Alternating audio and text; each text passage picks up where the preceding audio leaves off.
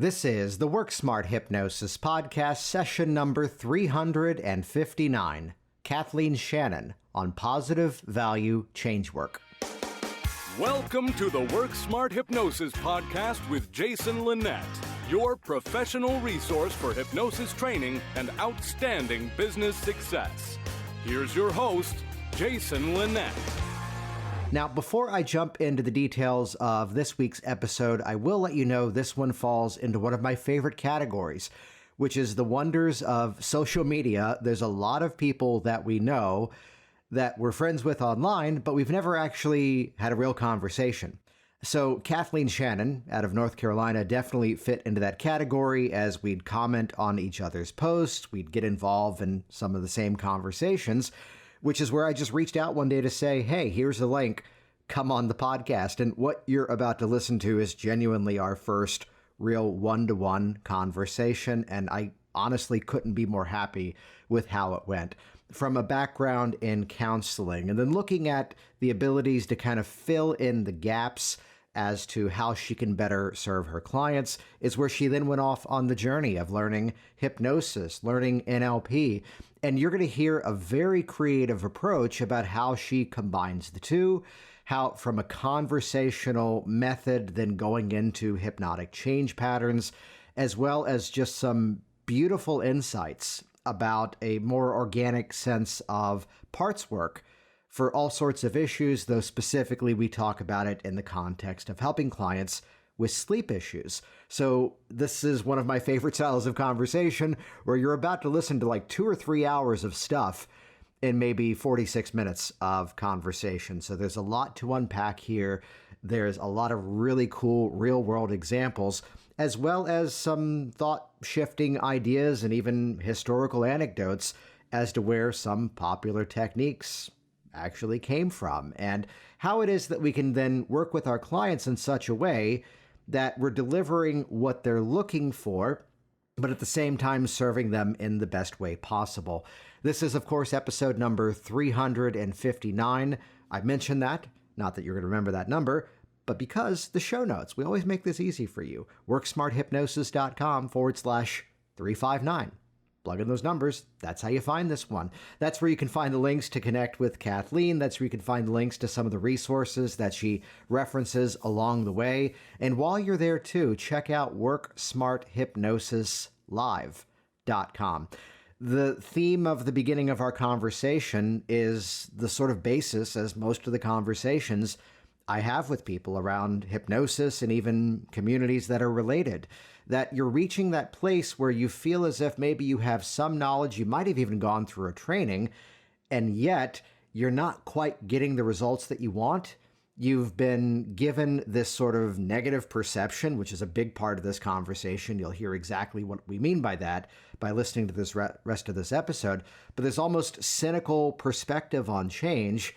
And like any good sales process, there's got to be a better way, which is a phrase I think even Kathleen drops at one point in this conversation, which is part of why when we do this training event, yes, it's a certification event, which is why about half of the audience who shows up to Work Smart Hypnosis Live, half of them are brand new, and this is the very first training that they're doing.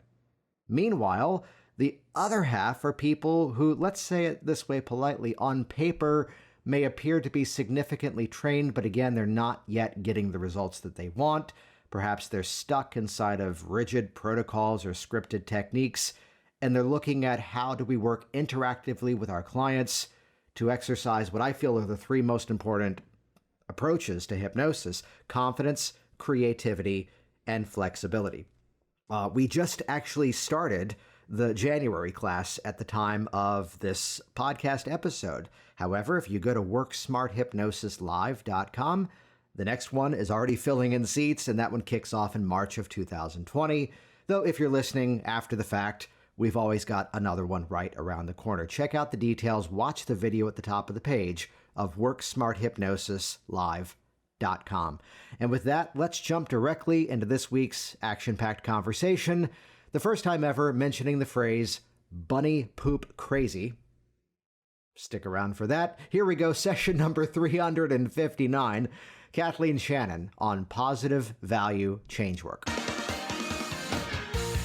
So I got into this because I realized what I had learned in graduate school really wasn't as effective as it could be.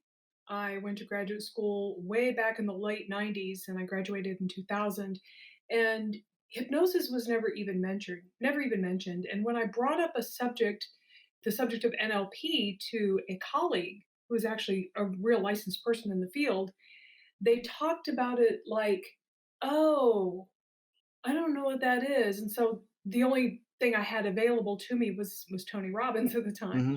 And I said, like Tony Robbins, oh, he's very cognitive. Like, all right. And I was like, we'll just carry on. And I mean, she meant well, God love her. So that's really kind of what got me into actually looking at this at the same time. Finished grad school, went and did my internship and got all that, got licensed. And I just didn't have enough good, effective tools. Back then, they were just starting to talk about EMDR, Hmm. and that even felt clunky to me. And then when I read the origin story of EMDR, then I was like, oh. So then I figured I probably should go to the source. And then I started studying NLP and the Andreas's work and other things, and started actually just using it more on myself, Yeah. because I was like, okay, I need to know what the client could possibly experience. So I think I need to go experience it myself. There's a bit of a nugget you just dropped there that I'd say a couple of hundred people just went, wait, what? And I'd love to have you elaborate that. When you said the origins of EMDR, can you chat about that a bit? Well, it is my understanding. And again, it depends upon who you ask. Hmm. And everything you're about to say already has been my understanding and researched as well, but keep Okay. going. Francine Shapiro evidently was under the wings of Bandler and Grinder. She came up with her own story about the puppy dog and walking in the park and moving her eye, noticing her eyes moving back and forth, and all of this other stuff. That's the whole story I was fed at the time. And of Hmm. course, it kept being repeated numerous times, numerous times. And of course, if you repeat something long enough, you tend to believe it. Yeah. So when I started to really look into it and notice what I'd been reading in NLP, I noticed a lot of similarities. And I was like, okay, wait a minute, this sounds a little too weird. And I didn't know any connection at the time. I just was under the presupposition that she was off doing great research in great and exciting places in Washington state with puppy dogs and wagging eyes. So that's all I knew. But when I started reading this and going into this more and more, I was noticing the eye movement integration and IEMT was sounding a lot like EMDR. And at that point, I was like, okay, wait a minute. This sounds like this came a whole lot before, and it sounds painfully similar, and nobody is giving credit where credit is due. And I have a personal issue with people stealing somebody else's work and not Mm. giving the person credit. So I cannot ethically, in my mind, say what I do is EMDR. So then is it now something that you make use of? I do make use of it. So then how do you introduce it, or do you even? People walk in asking for EMDR. I actually Yes. went through formal EMDR training, paid a ridiculous amount of money for it so I could have somebody put a stamp on my head saying, been approved by by EMDRIA. So I did it just because I drank the Kool-Aid that somebody says, oh, it's a family. We're all going to be together and it's all going to be wonderful. And I'm just thinking, oh, yes, I'll do that. Well, and then when I have clients asking for it by name, I now know what doctors feel like when these people start walking in asking for various prescription drugs when they don't know anything about Hmm. it. So I give them what they ask for. And then I say, I kind of got to tell you something. And Hmm. they look at me and I go, you know, I'm sure EMDR has been probably very highly promoted for treating trauma. It's not something that I necessarily want to say that I do, only because, and I tell them the background story. I say, it really started somewhere else, and I don't feel comfortable promoting somebody else stealing somebody else's work. Well, what I'd kind of call out too is that, we find ourselves in a category. We have a Facebook ad that's running for one of my businesses with all sorts of dialogue that's going on underneath it, all of which is positive, and it's people having a conversation with each other which is great as a side note because it's boosting engagement and showing it to more people. So you all keep having this wonderful conversation. But what it comes around to, just to draw a bit of a correlation, is no, no, no, that's a cognitive technique, to even use the same word, versus no, no, no, that's a hypnosis technique. No, that's an NLP technique. And at the end of the day, a lot of these things often would sort of repeat from one segment to the other. Sometimes there are questions about the origin of something. It's where I was curious where you went with that, because I look at a technique like EFT and I will use it with a client at times, yet I do so with my favorite frame of from Lance Baker out of Australia. Hey, do you mind if things get appropriately weird for a moment as long as it helps you? I love that. Okay, good. Tap here. And I'm not giving them the lecture as to this is what this is and this is what this does. It just ends with the, and as you focus on that old feeling, how do you feel now? Hmm. So I was curious to hear that because I'd imagine you're probably not going into that conversation if you're using those techniques and they're not asking for it by name. But I do, kind of applaud you of if they're asking for it, it's like, well, let's chat about this for a moment.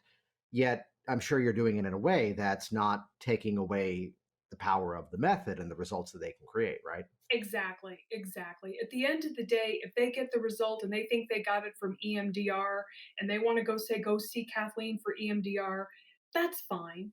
Hmm. The issue is more so, is the client better? When they There come you up go. asking for something by name, I think I have a responsibility to educate them on it. If they choose to remember that, that's on them. Hmm. Yeah.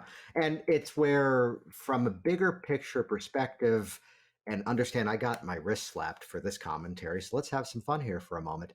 Um, any bit of influential communication is always about shifting someone's criteria upon which they make a decision. So we are in a profession which doesn't have an international celebrity who calls themselves a hypnotist, who calls themselves an NLP practitioner. Yes, there's people that you and I would know and this audience would know, but we're inside of a small pond of practitioners in this field. But for the general public, we don't have a celebrity. And the only reason why, and I'll keep it general here so it doesn't go off the deep end of, well, what about this one? What about that one? The only reason why someone's looking for a practitioner certified by that organization is that they've been sold on that being an important criteria to make a decision on. The Yes. only reason why someone's shopping for, as you mentioned, a specific technique, I get the question sometimes in a general sense, what do you do if the client calls up and says they want to do regression for an issue? And it's because that's the criteria that has been presented to them. And that's what they now believe to be the thing that's going to help them out. To which there's a decision to make as to, is this the right technique at the right time? Are they giving me a gift of an incredible hypnotic contract that they're already going into the session with the conviction that that's going to help them out? And it's up to then the practitioner, the client relationship to make that decision. But again, I do appreciate that, well, here's the update. The same as Google it. There's an interesting history with Christian Science and hypnosis, to which then I've had Christian Science clients as a hypnotist. It's like, really? It's like, well, we know where it came from, and I'd still like to quit smoking. It's like, all right, let's do this. There you go. So back to the story, though. So coming from a counseling, background, what would you say that the hypnosis and the NLP help to kind of fill in the gaps of? Would you say? I always was gravely disappointed in pathologizing the client.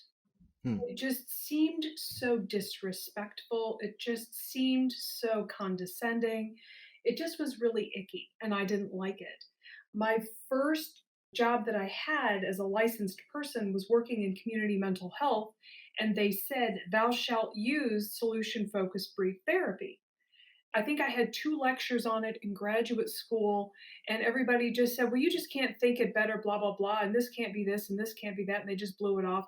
Aside from the fact that my professor at the time, I mean, he had a serious professional crush on somebody who was a great leader in SFBT at the time, and he just, oh my god, it was insane. But, I said, okay, so I went back to my two lecture notes on that and started reading it and I said, okay, at least this is a bit more positive. I can do that. Well, then I started finding out, okay, so I went back into the family tree of SFBT, finding then Ericksonian works and the tree of Ericksonian therapy, where you've got NLP and you've got hypnosis and you've got SFBT and you've got generative change from Steve Gilligan and you've got Yeah. all this stuff. And it would just opened up a whole new, just a whole new glen of gorgeous trees with beautiful fruit that I could really basically show the client. I said, hey, listen, this is another way that we can actually view this. That maybe this is actually trying to support another value that you have that you may not even realize yet that you have. And then Yeah. we are able to then explore the notion of, okay, so this behavior is keeping that value alive, but it's not working as well as it needs to because it's conflicting with this other value that you really value more. I mean, really at its core, it's that conversation as to this move away from that's a self sabotaging behavior. You're doing that to hurt yourself, versus a paraphrase of what you just said is the classic premise. It's giving you something. We just need to find a better way to satisfy that. Exactly. And to be able to reflect the client's what seems to be their evident values back to them when they start to talk about the problem and the things that they do. And it says, like I just had a client leave a minute ago, well, not a minute ago, half hour ago, and she's doing all these things. And I go, you really do value the family connection. Forget the fact that her family's bunny poop crazy. She values a family connection. And she goes, yes, you get that. And I'm sitting there thinking to myself, do you have to be completely daft to not get that? Of course, I didn't say that, thought it. But we really started talking about, well, what's your idea of family? And tell me about this. And how did you get that notion of what family can be, considering where you had come from? And then, of course, she goes on, a TDS at that point, and she starts going looking around. She starts talking about, I remember Monday nights on NBC when I was a little girl, I would totally wait all week long for Little House on the Prairie Mhm. and things like that. So here she is coming up with her own notions of how she was able to determine what family meant. And especially from her definitions of it, her perceptions of it, as opposed to what the idea that it should be. Right. And I didn't want to necessarily say your family is bunny poop crazy, although they are. Yeah. Um, because how is that? I mean, that's just basically going to make her defend her behavior even more or hate her family. And I'm not going to go do that because I've seen too many ruptured families of estrangement from a therapist who allegedly meant well and basically broke up families. Yeah. That's where, and there's a training that there's a well-known demo video of that says this is how this work is done, and like the epiphany of the session is the hypnotist saying to the client, your mother never loved you. And it's the moment where I'm like, what the hell is this? And I want to go hit them. Yeah, I wasn't in the room and I couldn't, but it was just this place of going, that's not the hypnotist role to quote diagnose that opinion. And my perceptions of change would be that, well, whether that was true or not doesn't have to be a reason why they still have this issue. So let's work with what the person has come in. You kind of responded positively when I gave the frame around away from self-sabotage and instead towards satisfying values. I'm curious, is there a story that comes to mind of someone who maybe came in with that expectation of I'm doing this to punish myself, I'm doing this to hurt myself, and by way of the change process got that, let's go back to the word, that cognitive shift as well as the behavioral shift? It wasn't so much of a them beating themselves up. I had to do some repair. Uh, a client had come to me. She was an older woman and a very, very, very Christian woman, and that's the only way I can say it. She's very religious, and her son had come out as gay, and she just was not having any of it. She's quoting scripture left and right, upside, downside. This is he's going to hell. He's going to burn in hell, and he starts whipping out Leviticus and all this other stuff. And I'm just sitting there and I'm listening and I'm listening and I'm listening. You really love your son. And she goes, of course I do. I can tell you really do love your son. And she's sitting there and she just looked at me and her eyes filled with tears. And I said, "What's wrong?" She says, "You're the first person to say that." And I go, "What do you?" And I just was flabbergasted by that. I go, "What do you mean?" Evidently, she had seen somebody else in town who basically read her the riot act for not being LGBTQ sensitive. And she never got better and she never got over the whole thing, which is why she came to see me because I do advertise myself as a Christian counselor only because I speak Christian Hmm. and I'm very familiar with Christian culture, especially having a background, having gone through Bible college that didn't go as well as I had anticipated. But it was a great learning experience and is able to give me a great frame around it. So when we started really exploring it, I just wanted to explore what her love meant Hmm. and what her values were. And her deep concern was beautiful. And as I continued to support her deep concern and her deep love of family, it was she that softened around the notion of her son Yeah, that's beautiful. on her own. I didn't have to do anything. We started talking about the notion of her aging, and her son would probably be the one in the nursing home singing beautiful worship songs to her. Hmm. That's amazing. And especially when we see that, this is, if we had to draw a line between coaching and consulting, if it's someone reaching out to me for consulting, they might be going, I want to launch an online program. And it might just be, oh, use this software. What's your camera? Okay, that one's good enough. Your sound, use this microphone. If it's coaching, it's about helping someone to make those discoveries on their own. And, it's, the brain puts up this sort of wall against advice, and when it's us projecting our belief systems versus, as you did there, helping the client reach the place where she can make those shifts for herself and own them, as opposed to, well, I went to this counselor and they told me I should think this way, so I'll try that on for a week. Right. There's nothing like being on the end of somebody else's agenda. Yeah, yeah, which can be a bit of a balance, and there's often times where, I think you've responded to me at times on a thread on Facebook where I go, well, here's the easiest scope of practice statement: when in doubt, don't, and point to a resource that may be able to help them if you can. So if the conversations we're having here are something that may not be within your wheelhouse, hey, stick around because towards the end of this conversation, I'll go, and Kathleen, where can people find you? And you'll see exactly where to go. So kind of walk me through, let's say, what I'd kind of nickname the user experience, which would be someone's, well, how is it most of your clients are nowadays finding you? Well, I'm on Psychology Today, and I'm listed in there. Although we were not going to go into the whole history of why I shouldn't be in Psychology Today because I actually want to stay in private practice, so I can't really get involved in the whole politics of that. They also can find me, oddly enough, because I do take insurance. I'm involved with a system called Quartet Health. So let's just say they're in North Carolina and they're going to Quartet Health because they have Blue Cross Blue Shield and they go, okay, I need somebody who does anxiety.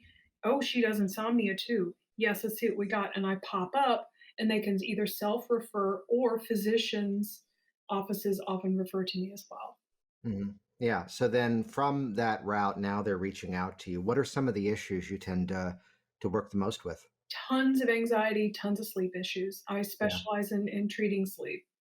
What would you say is kind of like the overview of that approach to sleep? Like, what's your perception? What's your kind of model that you're bringing to that? I definitely use a parts model because there's a parts model that's either waking them up, keeping them awake, or a part that is driving them to sleep for 16 hours a day.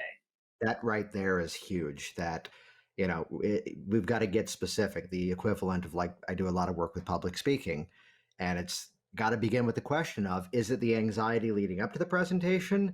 Is it the feeling during the presentation? Or let me oddly call myself out that I used to be the one, calm, cool, and collected before, during, massive spike of anxiety afterwards. Yes. And just to ask these questions, where people go, how do you work with sleep issues? It's like, well, first of all, where's the issue? Do you find that it's more one than the other that's reaching out to you, or what's kind of the balance there? Well, usually there are the people who are, I can't get to sleep because I can't turn off the brain. Yeah. I have a lot of those. Now, I have had a more recent run of people who are perfectly fine going to sleep, but then they wake up in the middle of the night.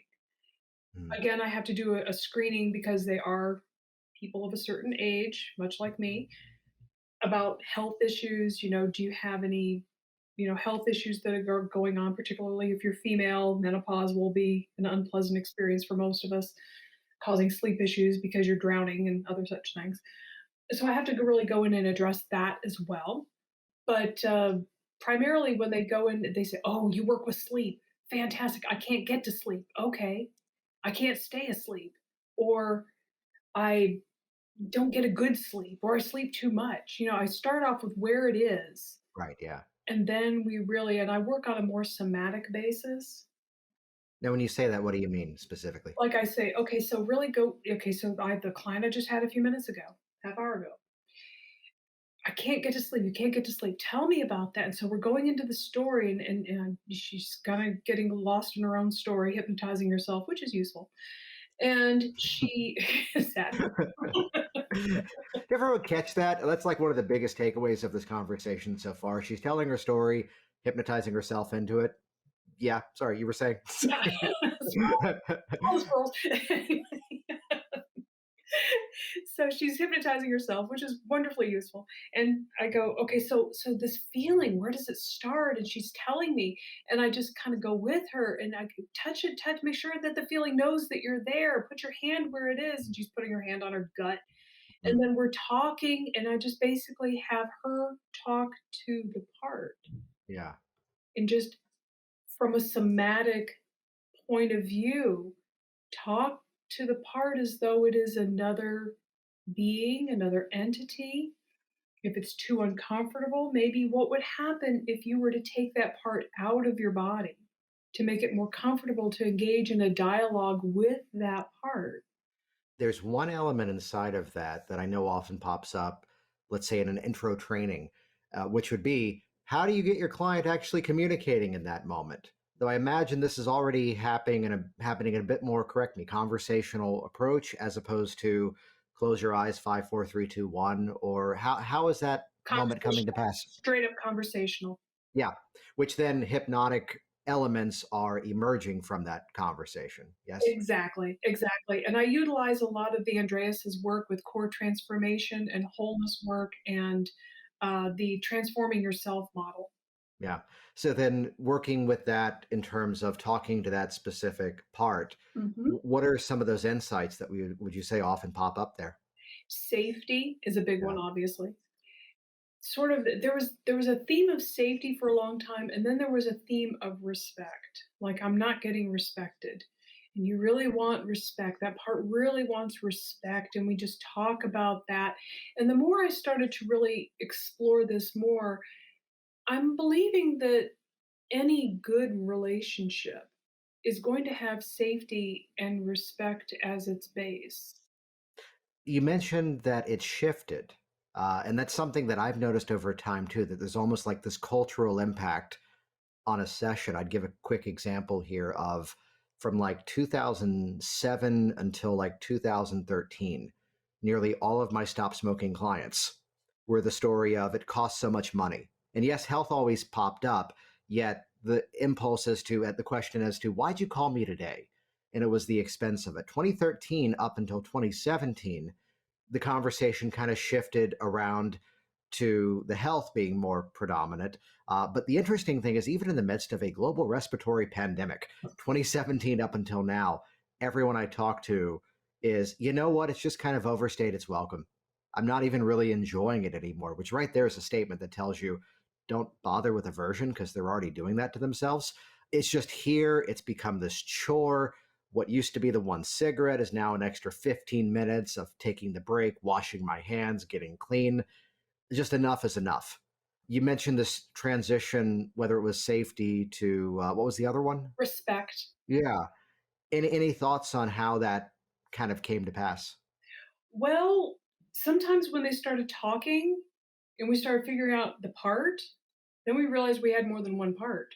Mhm. One part wanted safety and another part wanted respect, or to be recognized or to be seen. And so we really examined that together. So for a while, I had a run of clients that just needed safety. And then after a while, the whole part that wanted respect showed up. Yeah. So they usually come together. That's it. Would you say it's an internal respect or a respect from others? It starts off with respect from others. Yeah. No, I love that kind of thing. That again, when we're helping the client and, based on this conversation so far, it's clear that you're not going and find that part of you that wants respect. No. Let me tell you, my field is nauseatingly just drives me bunny poop crazy with the friggin' Let me value make sure. Let me hang on. I need to write this down for the show notes. Bunny bunny poop crazy. poop crazy. Hashtag new sentence. Okay. Sorry, you were saying. Sad truth. They give hand out these horrible lists and the values card sorts and all of these things, and I'm going, "There's a reason why I hate this, and let me tell you why. If you have to give somebody a word, it's not Mhm. their word. Yeah. It's not organically generated. It's not from their soul." Well, there's a balance to that, I'd say, just to give this is a yes and. There's a balance to that, which is that sometimes, let's say it's that auditory digital pattern. What does that feel like? What's important to you? Well, it feels like, and they're in story again. And it feels like, and they're in story again. Mhm. And then sometimes we can make use of our good little friend, the listing pattern, which we talked about this last night in a training we were doing. And I go, well, there's the listing pattern, but I also have pioneered the Dr. Seuss pattern. Uh, because sometimes maybe it's the X or the Y or the Z or even something I don't yet know know, even something that even I don't yet know to say. In a house with a mouse, in a box with a fox, or something else. So sometimes there is that place I feel to maybe give a menu if necessary, but let's not make that the go-to. And I hear what you're saying about, there's some approaches to go, here's what values are, which one's yours? It's the same as I really want fajitas. Well, we're at this Greek restaurant. What do you want? Thank thank you. Well, Greek fajitas. If you think about it, though, a gyro is a fajita. But sorry, you were saying preach it. yes. That is a true statement. That is a true statement. These Yeah, are the problems we solve here on the Work Smart Hypnosis podcast. there you go. It's the only way to Yes. go. But, giving them the list is useful. Sometimes I've actually gone into the whole notion of metaphor, asking what it's like. Yeah.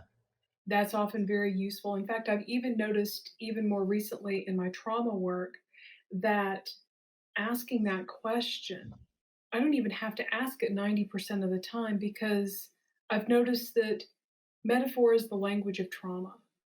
Can you expand on that? When they talk about their trauma, usually it's more of it's like this, it's like that. It's like they don't even give a rundown of the story so much that they start speaking more poetically. I mean, Yeah. these are the things that the song lyrics come from. Oh, And yeah. it's beautiful. It's just I sit there and I'm just so it's just it's gorgeous. And then we start exploring the metaphors and what they mean to them. So inside of this, there's a balance at times between the counseling world. There's a balance inside of the hypnotic profession.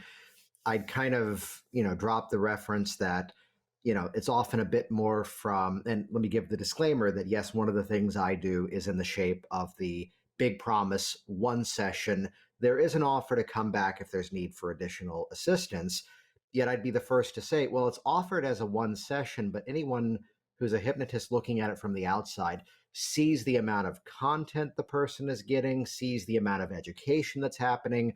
And I would really argue it appears like it's one session, but it's far from it. So aside from that, there's often a little bit more of an egotistical thing behind that only takes this many sessions. Yet there is a value at times of, you mentioned generative change, of the ongoing work. I have a number of clients that came in for an initial change. Yes, we got the result. And as they saw that there was an option to continue working on other things, they jumped at it. And I'm always the one to point out, look, I've taught you these techniques. You can do this on your own. And I had one a few weeks back who says, I know, but this is the same reason I keep going to the personal trainer. I get a better response when I got someone to guide me.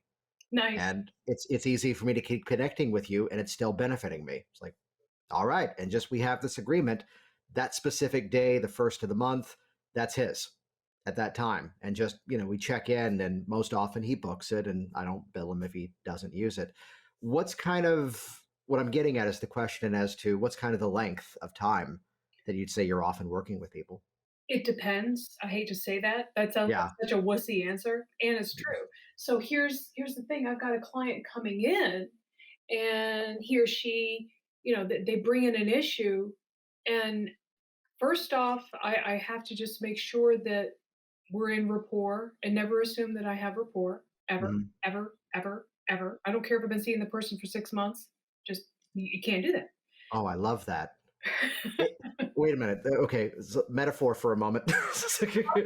I went to. It was a brief visit to. Oh, what do they call it? Skin doctor. I'm blanking on the word.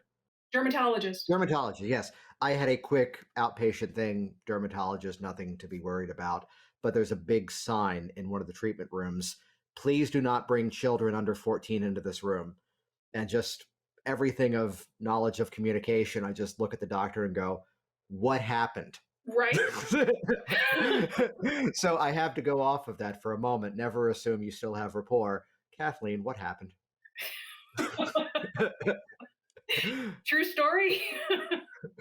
So I fortunately was trained on in Scott Miller's outcome rating scale and session rating scale, which let me tell you, it is worth its weight in gold. You can go to scottdmiller.com and find out anything you want to know about this.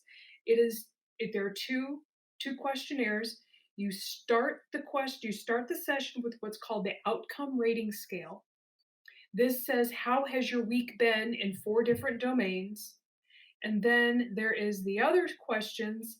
The one that you end the session with was, how did I do as a person, as a clinician? Were you able to connect with me? Am I a decent person to be with?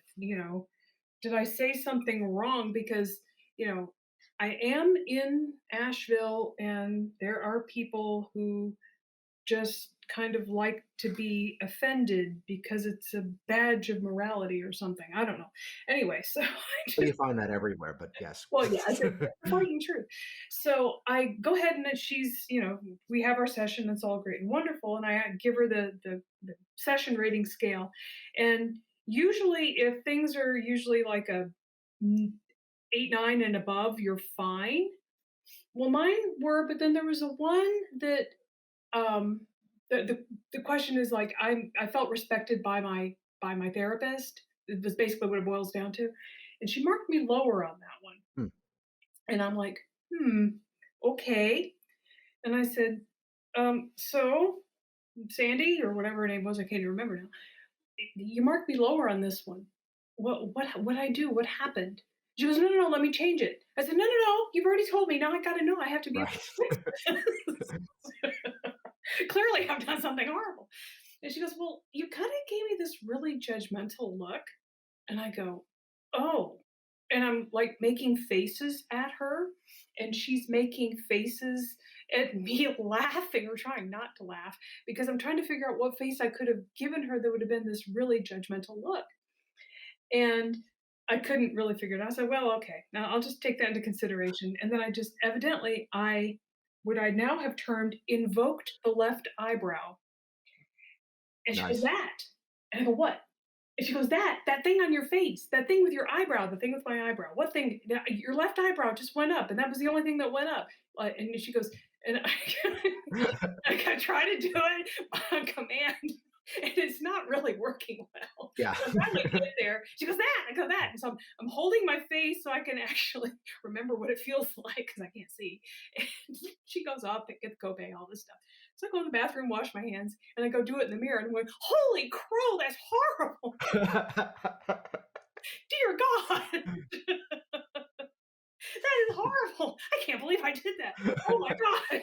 I need professional Botox. So then I go home that night and I'm washing up dishes, getting dinner ready, and I hear the car pull in. I'm going, this when I was married. And I go, ooh, I wonder. And so I go to the back door, go meet my husband, put the face on, the eyebrow, all of it. And my husband opens the door and goes, "Ah, shit, what I do?" It's like, "Oh no, I do it for life." Which, I mean, I flash to when you're in a training and something goes awkward, but it's simple example in a classic Dave Elman induction, there may be the moment of putting your hand in front of the eyes. And one time in a training, the person came in late that day, and this is clearly pre-COVID. And rather than put the hand in front of the eyes, she put her hand on the guy's face.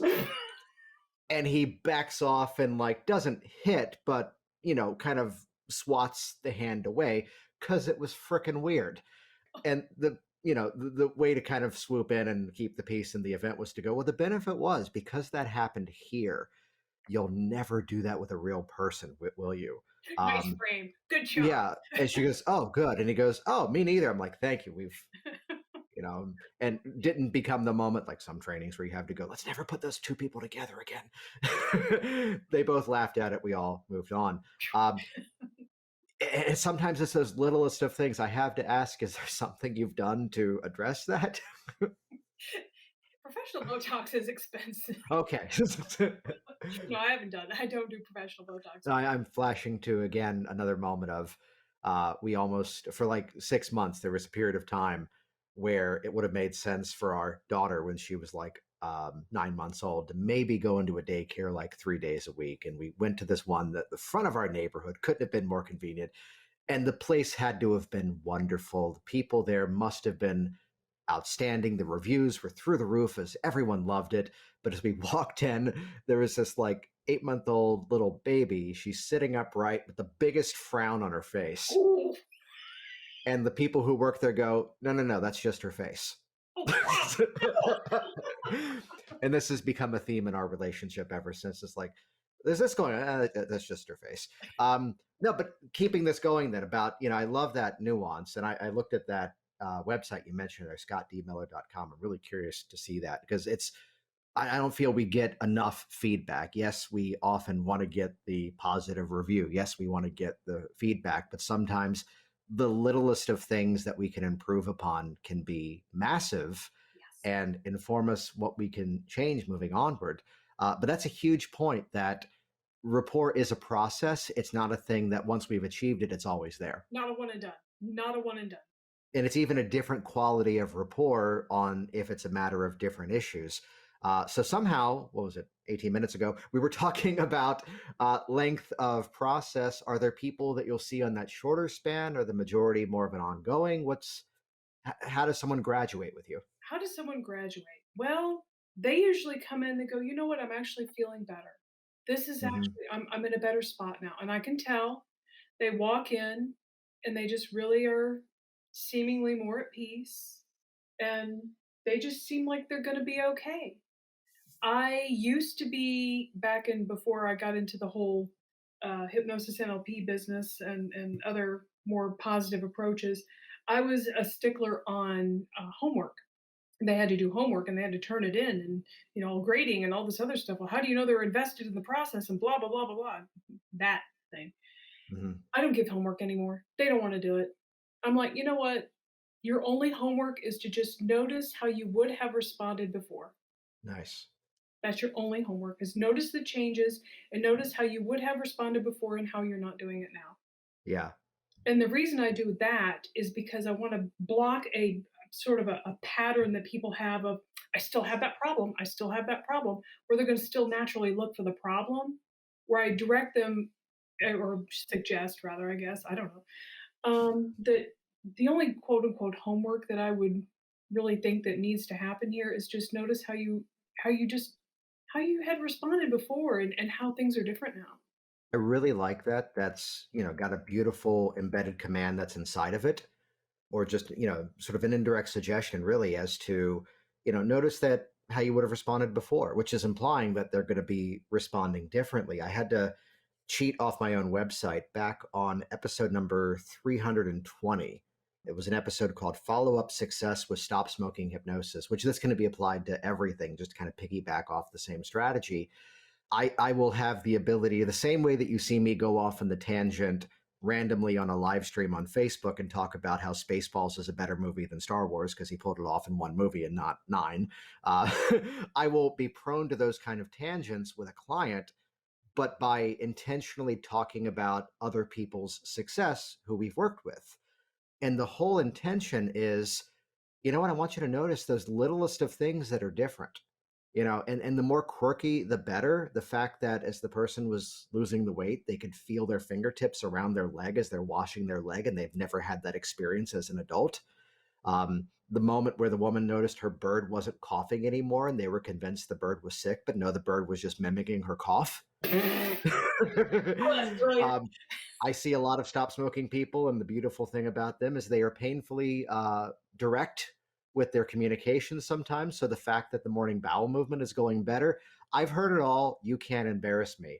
So, yes, it's great to hear I haven't smoked, but when I'm hearing the feedback that I was at the top of the stairs and I wasn't out of breath, that's the stuff that I just get off on constantly. So just, share the quirky little things. That's what keeps me excited, which is embedding exactly as you did. Well, and I even say, and it doesn't have to be big things. Hmm. The little things too. Yeah. In fact, I even want to know the little things because the little things, you get enough of those, they're big things. Well, it's where I think you and I also have a through line in terms of ongoing fitness, ongoing exercise. Do I have that correct? That is a sad truth. Yeah, yeah. And it's where the longevity of that comes from. Tell me if this lines up or if I'm just speaking of my own premise here, which is the fact that there's not necessarily an end goal, No. as opposed to it's the slightly better each and every time. And sometimes it is that click. Let's say it's this weightlifting move, and suddenly it's oh, wait, I just modified my grip ever so slightly. And now I feel better throughout the rest of the day. I don't have these calluses on my hand anymore, at least not those. And I was able to lift more. And it's those tiniest of things that for anyone from the outside, they're like, wait, that's it? Exactly. But it's those little nuances that keep someone getting better at something and growing stronger physically and, metaphorically as well. Well, it was that even with my front squat this past week, I was noticing, well, wait a minute. If I'm just resting this thing on my clavicle anyway, why am I putting my thumb around the bar? Yeah. So let me just go ahead and put everything on my palms, for the lack of a better term, and then I didn't jack my wrist. Who knew? And 9 people right now are nodding and going, I know, right? 9 out of 1,000 listening at this moment. Pretty much. Yeah, that's the style here, and that's what we enjoy. Yeah. I said this before we hopped on, that we've been, as I always say to everybody, best friends on Facebook for quite some time now, and being able to capture our first real conversation, this has been a delight in terms of looking at how can we approach the work from a more positive outlook? How can we approach this as to the classic premise of what resources, what values, what abilities do they already have? And how do we harness that and put that to use so the client can own their own success? How can people best get in contact with you? How can they track you down? You can reach me via I have a handful of websites. The better ones are kbshannon.com. And I've just started nlpcarolinas.com, where at the first of the year, I am planning on doing core transformation in-person retreats here in Western North Carolina. Beautiful. And the wonders of producing a podcast only a couple of times a year for it to come out the entire year. For those keeping track, we're recording this on December 3rd, and this actually launches January 13th. Which is fun because, as Kathleen just said, we're working on it. It's going to be done by the 13th of January, isn't it now? Of course it is. See how we did that? I like that. Outstanding, which we'll put all those in the show notes. This is episode number 359. So if you go to worksmarthypnosis.com/359, that's where you can find all those resources that Kathleen referenced. Before we wrap this up, any final thoughts for the listeners out there? There's a great gift in assuming positive intent of people. And the greatest gift is it's actually going to make you look better in the long run. Jason Linett here once again, and as always, thank you so much for leaving reviews of this program online, sharing it along with other professionals and other people interested in hypnosis, as well as interacting with our guests. You can head over again to the show notes at worksmarthypnosis.com/359 to see exactly how to connect with Kathleen Shannon, her websites, and the references that she mentioned throughout this episode. And again, to sharpen your skills, to get more consistent, powerful results with your clients, check out worksmarthypnosislive.com. I'd encourage you to watch the entire video at the top of that page. It gives you a full tour of exactly how we do this event in a hybrid approach, both live and online. So check that out, worksmarthypnosislive.com. Thanks for listening to the Work Smart Hypnosis podcast at worksmarthypnosis.com. Hey there, it's Jason, and I want you to be one of the first to find out as we upload amazing new content. So do this right now. Click the subscribe button right here on this video. That's going to link you to our YouTube channel here, and you will be the first to find out as new resources and downloads are made available. Do it now.